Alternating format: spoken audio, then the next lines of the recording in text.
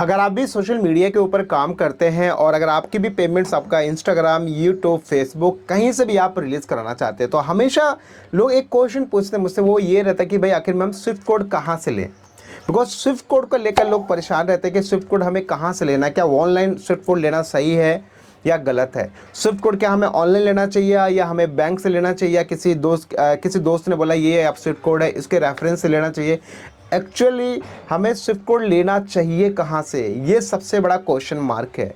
और जिसको लेकर लोग परेशान होते हैं, देखो परेशानी आपको इनिशियल लेवल पे नहीं आएगी, परेशानी तब आएगी जब आप उसको डाल दोगे, अपडेट कर दोगे, जब आपकी पेमेंट रिलीज हो जाती है और आपके बैंक अकाउंट में वो पेमेंट नहीं पहुंचती है। मान लो आपका फेसबुक का पेमेंट है, नहीं आया, यूट्यूब का पेमेंट नहीं आया, इंस्टाग्राम का पेमेंट नहीं आया, तो आप क्या करते हैं, बैंक के चक्कर लगाते हो। तो भैया बैंक के चक्कर लगाने से पहले आप शुरुआत में ही चक्कर लगा लो, ताकि आफ्टर पेमेंट आपको चक्कर ना लगाने पड़े। देखो समझो डिटेल्स को पूरे ध्यान से।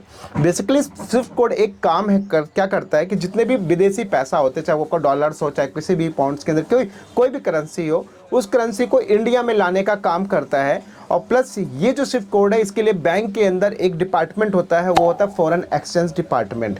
जैसे आपको पता है कि भाई लोन डिपार्टमेंट होता है, सेविंग अकाउंट्स वाला डिपार्टमेंट होता है, ऐसे करंट अकाउंट डिपार्टमेंट होता है, ऐसे अलग अलग तरीके से कैश जहाँ से विड्रॉ होता है वो एक अलग डिपार्टमेंट होता है। ऐसे बैंक के अंदर एक डिपार्टमेंट होता है जो होता है फॉरेन एक्सचेंज डिपार्टमेंट। वहाँ पे आपको क्या करना है, डायरेक्ट अपने बैंक ब्रांच में जाओ। और ये स्पेशली सबसे ज़्यादा प्रॉब्लम्स क्रिएट होती हैं शहर गाँव के लोगों को। शहर के लोगों में तो नो प्रॉब्लम, वो तो चलो थोड़ा सा शहर के लोगों को जनरली पता होता है चीज़ों के, जैसे है स्विफ्ट कोड ऐसा काम होता है। गाँव लोगों को तो भैया पता ही नहीं कि स्विफ्ट कोड का यूज़ क्या है, बैंक वालों को भी नहीं पता, ये भी एक समस्या है। तो चलो वो एक अलग मैटर है, उनको नहीं पता। तो कई बार क्या होता है, देखो अब मुद्दे की बात है कि आप ऑनलाइन मत सर्च करो। पर्सनली मेरा सजेशन है कि आप ऑनलाइन बिल्कुल भी मत सर्च करो। अगर मिल भी जाता है तो आप सर्च मत करो उसको।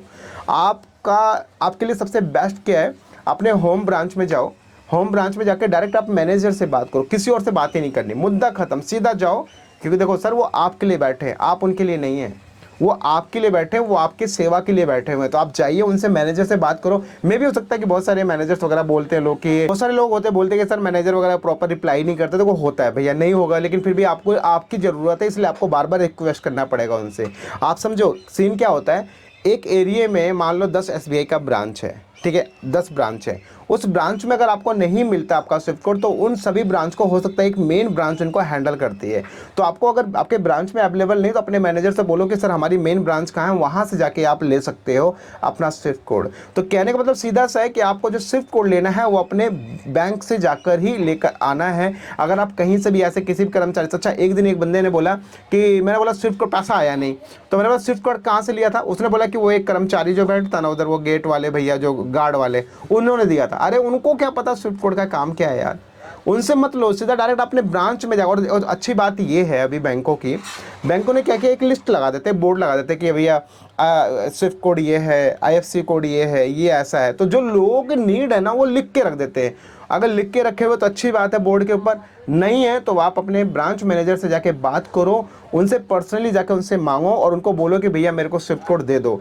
तो आपके लिए सबसे अच्छा तरीका यही है कि ऑनलाइन मत ढूंढो, क्योंकि ऑनलाइन ढूंढोगे तो आपकी पेमेंट्स होल्ड हो जाती हैं, पेमेंट आती नहीं है, फिर चक्कर लगाते रहते हो। बिकॉज फर्स्ट पेमेंट में एक फेमल डिक्लेरेशन नाम का एक फॉर्म होता है जिसको आपको भरना होता है, और वो ये बोलता है कि एज पर RBI गाइडलाइंस वो बोलता है कि जब भी किसी भी बंदे का विदेशी पैसा आएगा तो उसको इस फॉर्म में बताना होगा कि भाई ये पेमेंट किस चीज़ का है। वो सारी चीज़ें वहाँ मेंशन होती है, आपका साइन वाइन लेगा तब आपकी पेमेंट्स वहाँ पे क्रेडिट होंगी। तो इसके लिए पर्सनली मेरा सजेशन है, आप जब कभी भी अपनी पेमेंट्स को रिलीज़ करवानी है तो बैंक में पहले जाइए, स्विफ्ट कोड आप ले लो, लिखवा लो उनसे स्विफ्ट कोड लिखवा लो, फिर लाके उसको अपने डिटेल्स में सबमिट करो, चाहे आपका फेसबुक हो या यूट्यूब हो या आपका इंस्टाग्राम हो। आप कहीं से वैसे डाल दोगे तो आपकी प्रॉब्लम में फंसोगे, पेमेंट्स आएंगी नहीं, फिर आप बैंक के चक्कर मारोगे, बोलोगे इनवॉइस ये रहा, ऐसा है वैसा है, फिर आपकी पेमेंट रिलीज़ नहीं होगी, पेमेंट वापस आपके जगह पे पहुंच जाती है फिर से।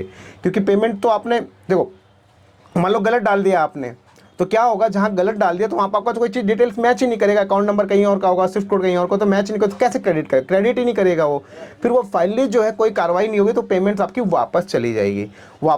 उसके बाद दोबारा आपके पास में पेमेंट रिफ्लेक्ट हो जाएगा, वहाँ पर आपको देखने को मिल जाएगा, और फिर आप जब नया स्विफ्ट कोड डालोगे तो आपकी पेमेंट जो है वापस रिलीज़ की जाएगी। तो इसलिए अपने होम ब्रांच से जाके आपको स्विफ्ट कोड लेना है। सो गाइस, आई होप को क्लियर हो चुका होगा कि आपको स्विफ्ट कोड बैंक से लेना, कहीं और से मत लेना। बाकी कोई डाउट है, कोई कन्फ्यूजन, कमेंट बॉक्स में बताइए। ऑनलाइन मत लो, मेरा पर्सनल सजेशन है, बाद में परेशान होगे।